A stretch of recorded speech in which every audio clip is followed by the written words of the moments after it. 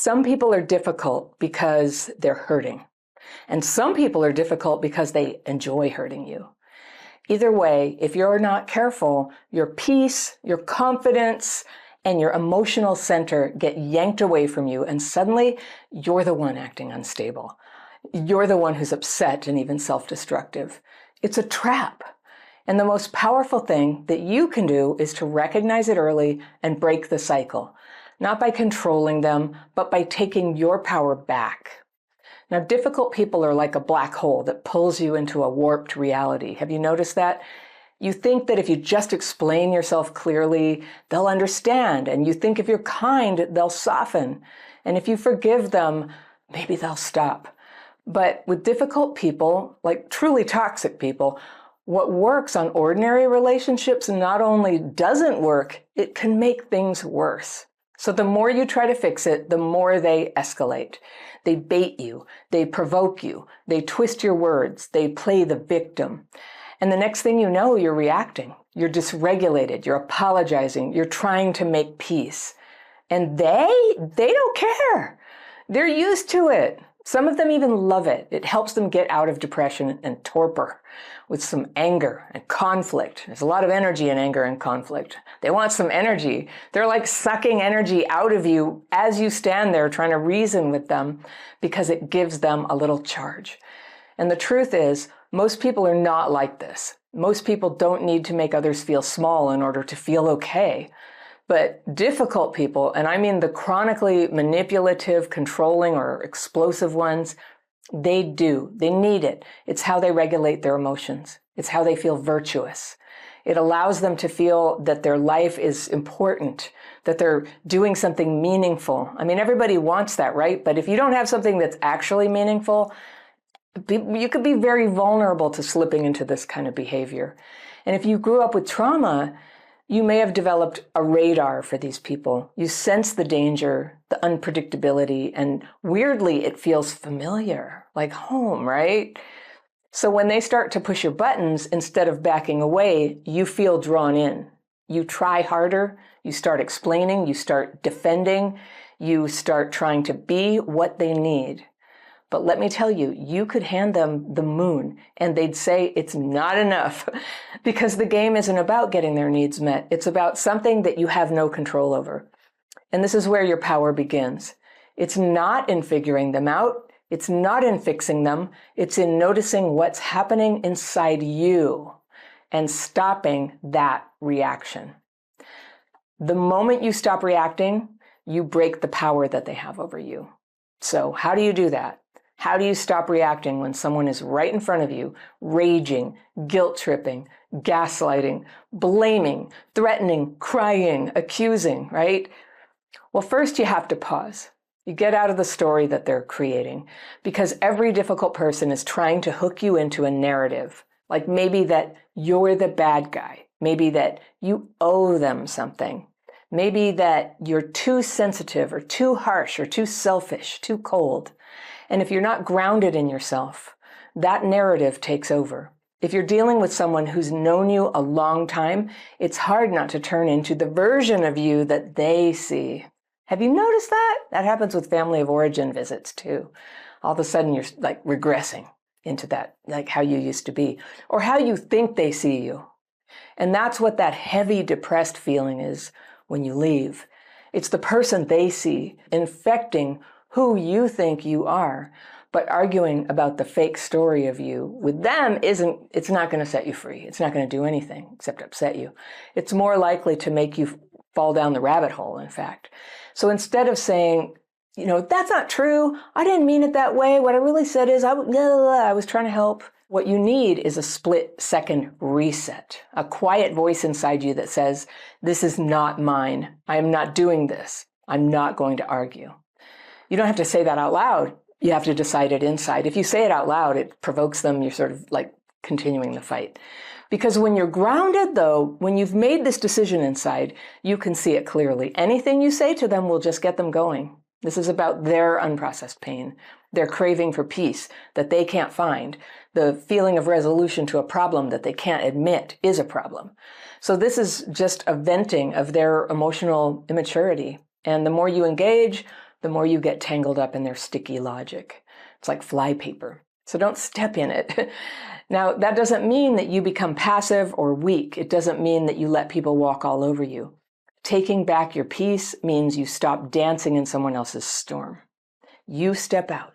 You let them spin while you stand still, peaceful, standing tall. And sometimes that means walking away, not in anger, not to punish anybody, but because your well-being is not negotiable. Now, a lot of people confuse boundaries with ultimatums, but boundaries are not threats. They're just facts. A boundary says, I will not participate in yelling. I will leave the room if this continues. And then, if it continues, you leave. No explaining, no pleading, just action. And here's something most people miss. You don't need them to agree with your boundary. You don't need their permission to have it. You don't even have to let them know you have it. You can very quietly honor your boundary without explaining it to anybody.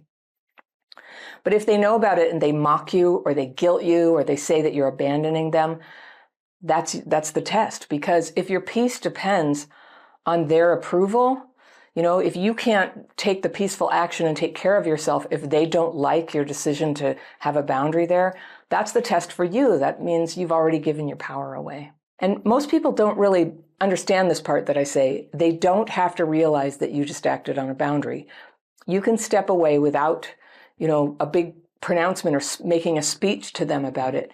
You can make some reason that you have to go. You can make something up if you want. It doesn't matter. Like at the point where you're exiting a relationship with somebody, it doesn't matter what you say. You're just trying to avoid the conflict that's going to harm you. So, you don't want them getting triggered by it. That's actually very strategic. And that's a mistake a lot of us make when we're, angry and we're in conflict with people, is we say things that trigger them like, that's it. I'm never going to talk to you again. That might be true. That might be your decision. Could be a threat that you actually don't intend to carry out. But either way, announcing that is just going to trigger them, and then they're going to respond how they do. How dare you? Get back here. I need you to understand something too, and then you're back in the conflict.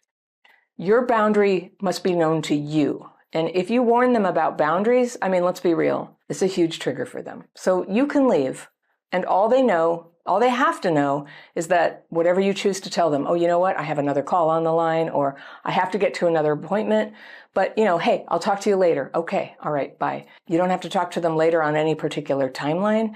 You get to figure it out one day at a time. But you say this nicely, well, I'll see you later. So that your boundary or your leaving doesn't provoke them to start trying to re-engage you. There's a limit to how much strength that any of us has in those situations. And if somebody provokes us enough, it's pretty hard not to get back in the fight. So people who rage often are a bit dissociated when they're doing this, when they're raging at you. So they usually don't even remember what just happened. And one of the hardest truths is this. Some people will never treat you with basic decency. And it's not because you haven't loved them enough or because you haven't tried enough. It's because they don't want to. The more they hurt you, the more in control they feel. And that is never going to change with more compassion on your end. So when you stop trying to change them and you start changing how you respond, everything shifts. You learn to walk away when conversations become abusive. And you learn to disengage from arguments that go in circles. That doesn't mean you're never going to see them again. It doesn't mean you don't have compassion for them. But an argument going in circles is not helping anyone.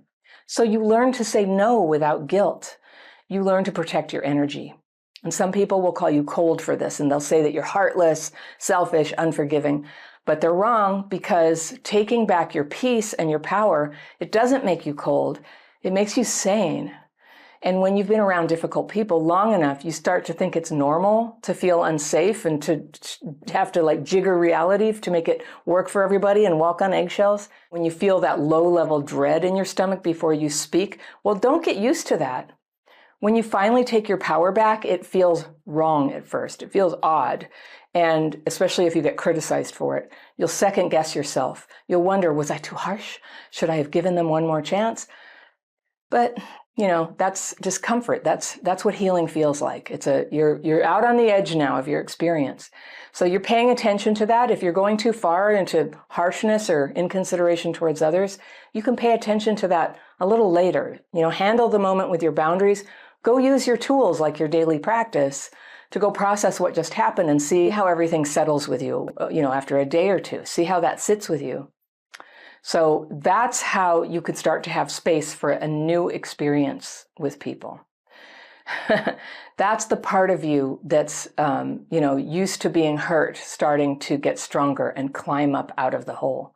There's nothing more powerful than a person who can stay calm when chaos is thrown at them.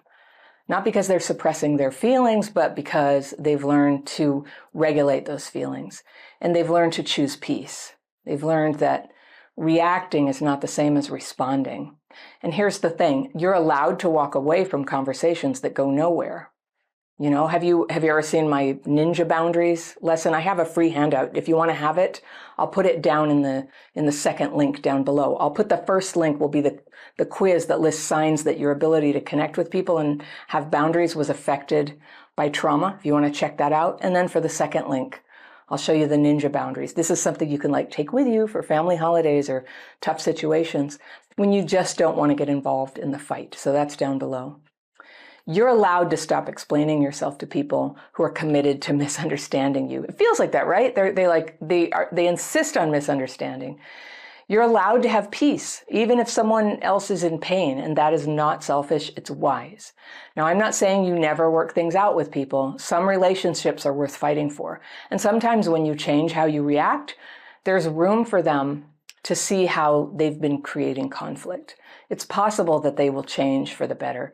But when a person shows you that they will not respect your boundaries, that they will twist your words, that they will use your empathy as a weapon, you have to let the truth land. You can still love them, you can still wish them healing, but you don't have to stay in harm's way. So this is what taking your power back looks like. It's quiet. You don't need to prove anything. You don't need to be loud about it. You don't need to convince them that you're good. You just need to prioritize peace over the illusion of winning or the seductive craving to prove that you're right. And when you do that, you start attracting better people. People who don't need to tear you down, people who don't punish you for your honesty, people who bring out the best in you, not the most broken in you. That's when you know you've actually healed. Well, it's not really like an island where everybody's healed, but you've really made tremendous progress. Not because the world stopped being difficult, it never stops, but because you stopped giving difficult people the keys to your peace. So you're no longer playing their game. You're not in a game, you're in the truth. And the truth is where all your power is.